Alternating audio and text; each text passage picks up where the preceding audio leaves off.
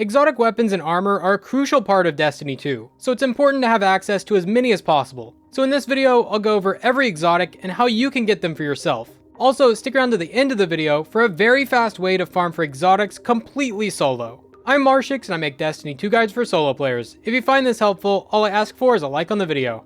Most exotics are part of the general exotic loot pool. This means they can come from exotic engrams that drop randomly in the world, most powerful and pinnacle drops, exotics from the season pass, vendor rank ups, nightfalls, and Xur can sell them on the weekends. By the way, I'm not going to go in depth into all of these exotics because there are over 200 in the game currently, but feel free to pause the video if you need to read something, or you can go to your own collections tab and inspect any exotic to read its perks. The exotics that fit into this first category are Vigilance Wing, Crimson, Jade Rabbit, Huckleberry, Suros Regime, Cerberus, Arbalest, Monte Carlo, Coldheart, Merciless, Fighting Lion, Sunshot, Graviton Lance, Skyburners Oath, Borealis, Hardlight, Prometheus Lens, Telesto, Trinity Ghoul, Wave Splitter, Lord of Wolves, Prospector, Wardcliff Coil, Tractor Cannon, Darci, Colony, Two-Tailed Fox, Black Talon, Queenbreaker, and Thunderlord. Let me catch my breath. In the meantime, this video is sponsored by Raid Shadow Legends. Raid is an awesome turn-based RPG that brings a console-level experience to mobile and PC. Explore millions of champion combinations and master countless tactics as you take on raid bosses, dungeons, campaign battles, and a PvP arena. And Raid has just released a super-powered legendary version of everybody's favorite champion, Death Knight. Ultimate Death Knight has a solid kit that will help players progress through dungeons, the Doom Tower, or the Hydra boss. And to tell you more about this, here's original Death Knight. Howdy, skeleton crew! The Death Knight Hunt is here, and I know what you're thinking. It's an event to celebrate me, right? Wrong! It's an event for a new Death Knight, Ultimate Death Knight, because what even is life, right? But if you log in and play 7 times between now and October 27th, Ultimate Death Knight is yours for free! Yeah, I'm as mad as you are! And if you enter promo code DKRises, you get enough free items to instantly upgrade Ultimate Death Knight to level 50, 5-star Ascension, which is just insanity, really. And this month, Raid just released a giant new feature called Awakening, and a brutal new dungeon, the Iron Twins Fortress. If you're good enough to take down the Iron Twins, you'll be able to awaken your champions. Awakening champions lets you choose a powerful blessing that can transform how they perform in battle. I absolutely love how some of these blessings look, and there's so much variety. If you haven't started playing Raid yet, click my link in the description or scan my QR code here on screen and you'll get unique bonuses worth $30. This includes a free epic champion Vergus, 200k silver, 1 energy refill, 1 XP boost, and an ancient shard so you can summon awesome champions as soon as you get in game. All of this will be waiting for you here, and don't wait because this will only be available to new players for the next 30 days. Be sure to click the link in the description and I'll see you in game. Now, continuing on with the general exotic loot pool, starting with Titan, we have Insurmountable Skullfort, Mask of the Quiet One, Kepri's Horn, Helm of Saint 14, Eternal Warrior, One-Eyed Mask, Feedback Fence, Doomfang Pauldron, Synthoceps, Aeon Safe, Ashen Wake, Wormgod Caress, Ursa Furiosa, Stronghold, Citan's Ramparts, Crest of Alpha Lupi, Actium Warrig, Hallowfire Heart, Armamentarium, Heart of Inmost Light, Severance Enclosure, Lion Rampant, Peacekeepers, Dune Marchers, MK44 Standasides, Antaeus Wards, Peregrine Greaves, and Phoenix Cradle. Now for Hunters, we have Knucklehead Radar, Celestial Nighthawk, Foe Tracer, Graviton Forfeit, Wormhusk Crown, Assassin's Cowl, Young Ahamkara Spine, Mechaneer's Trick Sleeves, Aeon Swift, Shinobu's Vow, Sealed Ahamkara Grasp, Shards of Galanor, Oathkeeper, Liar's Handshake, Kepri's Sting, Raiden Flux, Lucky Raspberry, Dragon Shadow, Ophidius Faith, Six Coyote, Gwissinvest, Raiju's Harness, Lucky Pants, Orpheus Rig, Stompies, Gemini Jester, Frosties, and Bombardiers. And finally, for Warlock, we have Skull of Dire Ahamkara, Crown of Tempests, Eye of Another World, Nezarec Sin, The Stag, Verity's Brow, Apotheosis Veil, Astrocyte Verse, Fellwinter's Helm, Sunbracers, Karnstein Armlets, Winter's Guile, Aeon Soul, Ophidian Aspect, Claws of Ahamkara, Controverse Hold, Getaway Artist, Starfire Protocol, Wings of Sacred Dawn, Vesper of Radius, Sanguine Alchemy, Chromatic Fire, Phoenix Protocol, Storm Dancer's Brace, Transversive Steps, Lunafaction Boots, Geomag Stabilizers, and Prometheum Spur.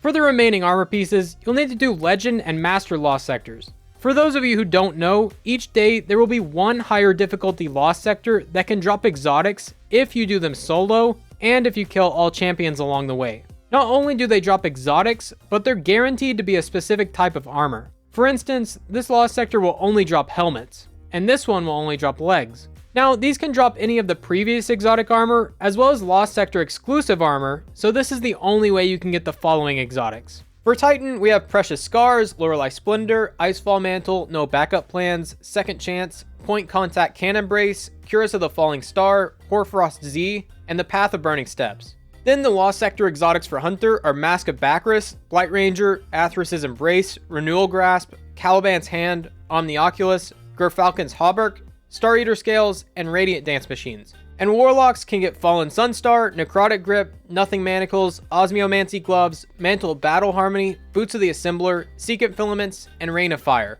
That's everything exclusive to Lost Sectors, but keep in mind this entirely relies on luck, so you may or may not have a good experience with this. The drop rates for exotics is roughly 25% on Legend and 33% on Master with no drop protection. So you could get lucky and get 10 exotics back to back, or you could go 10 runs without any exotics at all. It's complete RNG. Also, once you unlock these armor pieces for the first time, they will be added to the general exotic loot pool, so you can farm for them in other activities such as the Nightfall. You can also get a few easy exotics from the Gift of the Thunder Gods box in the Helm. This will give you Thunderlord, Getaway Artist, Lyra's Handshake, and Curus of the Falling Star. Another easy way to get exotics is from the Exotic Archive in the Tower. Here, you can buy certain exotic weapons for 1 exotic cipher, 1 Ascendant Shard, some planetary materials, and Glimmer. You can also get old raid exotics, but they will require Spoils of Conquest, which drop from raids.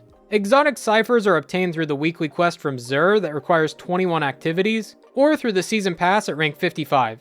These are mostly the exotics that had old quests, or were tied to old activities that are no longer in the game. This includes Sturm, Might of Multitool, Rat King, Sleeper Simulant, Worldline Zero, Polaris Lance, Whisper of the Worm, Outbreak Perfected, Legend of Acreus, Ace of Spades, Last Word, Le Monarch, Jotun, Izanagi's Burden, Thorn, Lumina, Truth, Bad Juju, Anarchy, Teraba, Leviathan's Breath, Ariana's Vow, Bastion, Symmetry, Devil's Ruin, Tommy's Matchbook, Fourth Horseman, Witherhoard, Ruinous Effigy, Traveler's Chosen, Duality, Tiku's Divination, Cryosthesia, Lorenz Driver, Ager's Scepter, Grand Overture, and Trespasser. And even the Always On Time Sparrow from the old Scourge of the Past raid. There are also a lot of one-off exotics that come from quests or various other sources. First up is Delicate Tomb. You get this from the Season Pass at rank 1 on the paid track, or rank 35 on the free track. After Season of Plunder, it will be moved to the exotic kiosk in the tower. Quicksilver Storm is a pre-order bonus for the Lightfall expansion. Once you pre-order it, you can pick it up from the Cryptarch in the tower. Osteostriga is similar in that you need to buy the Witch Queen Deluxe Edition, and after that, you need to complete the Witch Queen campaign, then you can unlock the ability to craft it at the Enclave. For no time to explain, you'll need to complete the campaign for Beyond Light. Then you just need to pick it up from the Stranger. The Heart Shadow Exotic Sword is a very rare drop from the final encounter of the Duality Dungeon. I believe this is tied to the Pinnacle drop, so you only get 1 chance per character per week. Dead Messenger. After completing the investigation mission in the Witch Queen campaign, you'll get a pretty straightforward quest called Rising Tension, which leads into the Kill the Messenger quest. This will send you to do the Vox Obscura mission on Mars, and the reward is Dead Messenger. The 3 exotic glaives all come from the evidence board at the Enclave. You need to complete all 7 of the hidden reports to unlock the exotic blueprint. These are all short, straightforward quests that have you run around the throne world. Once those are done, you'll be given the blueprint to craft your first exotic glaive. For the other 2 glaives, you'll need to swap to your other characters and run Wellspring. Each run has a chance to drop the pattern for that character's glaive. To unlock Parasite, you'll need to complete the Witch Queen campaign and start the Of Queens and Worms quest, which you get from Ikora at the Enclave. This will ask you to run Birthplace of the Vile, complete all the Throne World Lost sectors, and track down a few chests in specific areas. After that, you'll unlock the Parasitic Pilgrimage mission, which awards you with Parasite. Cloud Strike is a random drop from Empire Hunts. I believe the drop rate is the same for all difficulties, so it's best to run the lowest level ones to speedrun through them faster with the match-made team. Dead Man's Tale used to come from an exotic mission, but that mission is no longer in the game, so now you can just buy it from Zur on the weekends for an exotic cipher and 1 Ascendant Shard. Each week he has a different role, so check back every weekend to see if it's good. And Hawkmoon is the exact same situation. 1 golf ball and 1 exotic cipher at Zur. The Forerunner sidearm is part of the Magnum Opus quest as part of the 30th anniversary update. For this, you'll need to collect 7 strange coins, then complete 3 bounties from Starhorse. Next, you'll need to run Dares of Eternity over and over until you reach rank 4 with Xur in the Treasure Hoard. At rank 4, you'll get access to the Strange Key, which you can use at the outside section of the Treasure Hoard. Follow the path on screen until you get to this rock, and you'll notice you can interact with the thing sticking out of the rock. Interact with it, and there will be markers telling you where to go next. I don't have a marker on my screen since I've already completed it, but it's hard to miss. This will send you into a cave with a small jumping section, and at the top of it will be Master Chief's cryopod containing Forerunner. Last step is to talk to the gunsmith. Gallahorn is also part of a quest from Xur. Pick up the Outfly the Wolves quest from him, then you'll need to complete the Grasp of Avarice dungeon. Next, defeat Powerful Fallen. There are a lot in the Exodus Garden Lost Sector. Then for a separate step, you'll need to run the Exodus Garden again. Finally, talk to Shah Han and receive your Gallahorn. The Malfeasance quest has had some changes over the years, but it should be quite a bit easier than in the past. First, go to the quest archive in the tower to get the Malfeasance quest. This will ask you to defeat a Primeval in Gambit. After defeating your Primeval, it'll drop the real exotic quest for Malfeasance called Darkness in the Light. Speak to the Drifter, then you need to kill 25 Yellow Bar Taken on the Dreaming City. The fastest way to get these will be by running Lost Sectors over and over. Next, you need to do a special version of the Corrupted Nightfall with an alternate ending. After that, you need to play a lot of Gambit, then Malfeasance is yours. For Salvation's Grip, you'll need to first complete the Beyond Light campaign and speak to the Drifter. The first few steps are simple, but you'll eventually reach a step to acquire Skiff Codes. This just wants you to run the Concealed Void Lost Sector on Europa, then talk to a friendly Fallen next to the Lost Sector chest. Return to the Drifter and he'll send you on one last mission called Stealing Stasis, where you unlock the Salvation's Grip. The quest for Chaperone has changed multiple times over the past few seasons, so going into this, I wasn't really sure how to start it. But it turns out the quest will be available in the quest archive. I actually had 2 different quests for this, so I guess it doesn't really matter which one you do. One is an 8-step quest with simple objectives intended for new players, or the other one just wants you to reset your Crucible rank. Sweet Business is the reward for an exotic quest given to you by Shah Han at the beginning of the game. This is an introductory quest, so it's very simple and straightforward. Risk Runner is given to you during the Risk Reward mission on the Cosmodrome. This mission becomes available to you during the Spark of Hope quest at the beginning of the game. The next few exotics have very long and somewhat complicated quests, so I'll go over how to start their quests, but rather than spend 30 minutes breaking them all down, I recommend you watch a guide dedicated to whichever exotic you're looking for, and for that, I'll link some videos in the description. The quest for Lament is given to you by Banshee after completing the Beyond Light campaign. This quest is mostly straightforward, but it will require you to find a bunch of dead exos throughout Europa, and you'll need to discover the giant exo head in the creation area of Europa. To get Deathbringer, you'll need to grab the Symphony of Death quest from the quest archive. This will send you to do a few missions, defeat bone collectors in specific areas on the moon, and defeat a special enemy in the Scarlet Keep Strike. Xenophage also has a lengthy quest that you can start in the area overlooking the pyramid on the moon. You can get there through the portal in Sanctuary if it's open, or through the left pathway in the Scarlet Keep. Once you're here, you'll need to interact with the statues until they all start glowing. I just activated it randomly until it worked. This will spawn a chest that gives you the Xenophage quest. Once again, this is a very, very long and complicated quest filled with multiple puzzles, and you'll need to defeat a secret boss in the Pit of Heresy dungeon. To unlock Wishender, you'll need to collect the talisman from the quest archive in the tower, then run the Shattered Throne dungeon. After the Ogre boss, you'll find this statue. Present the talisman to the statue, and you'll start the real quest. You basically just need to run Shattered Throne again from the start, and defeat a series of secret bosses throughout the dungeon. Now, there are also exotics that are tied to specific raids. All of these, except for one, are rare drops from the final encounter of their respective raids. Touch of Malice comes from King's Fall, Collective Obligation is from Vow of the Disciple, Vex Mythoclast is from Vault of Glass, Eyes of Tomorrow is from Deepstone Crypt, 1000 Voices is from Last Wish, and the one exception is Divinity. This is part of a quest that requires a lot of puzzles throughout the Garden of Salvation raid.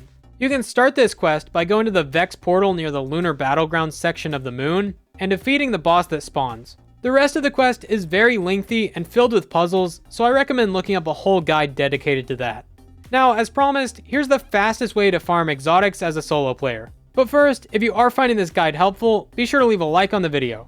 The fastest lost sector to farm currently in the game is Skydock 4. This can be completed with platinum rewards in under a minute.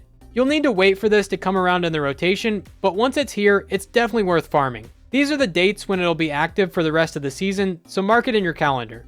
First, you're going to need a weapon with Unstoppable and a hard-hitting solar weapon like Gallahorn, Sleeper Simulant, or even just a legendary rocket. The reason for this is because it has solar burn. This will make it so you're able to melt all the champions and the boss much faster. I went with a shotgun for Unstoppable and Gallahorn as my heavy. I also used double rocket reserves so I could freely use rockets on everything. Start by stunning the first champion, then one shot of Gallahorn will finish it off.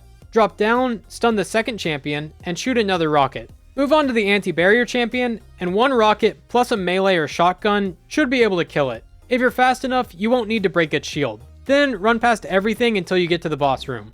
Throw a grenade or shoot a rocket at the enemies on the left, then stun that champion and take it out. Now that all the champions are down, you can finally shoot the boss. It takes 5 Gallahorn rockets to kill him, or only 4 shots if you have a damage buff like Radiant. It'll take some practice, but once you get it down, you can get sub 1 minute runs. Now, there's actually a cool trick you can do to change what you get from these lost sectors. So this lost sector is supposed to only drop helmets, but if you get an exotic to drop while you have a full inventory of engrams, it'll be sent to your postmaster. Whenever you pick them up from the postmaster, it'll decrypt into the current day's lost sector drops, even if it is days after you get them. Which means you can grind the fastest lost sector while it's on a helmet day to stock up on engrams, then decrypt them on a different day to get something you want, like I did with Lunafaction boots and Rain of Fire. I showcased this trick in a previous video, so if you want to see more weird yet useful tricks like this, check out this video. Thanks for watching, I'm Marshix, and I'll see you next time.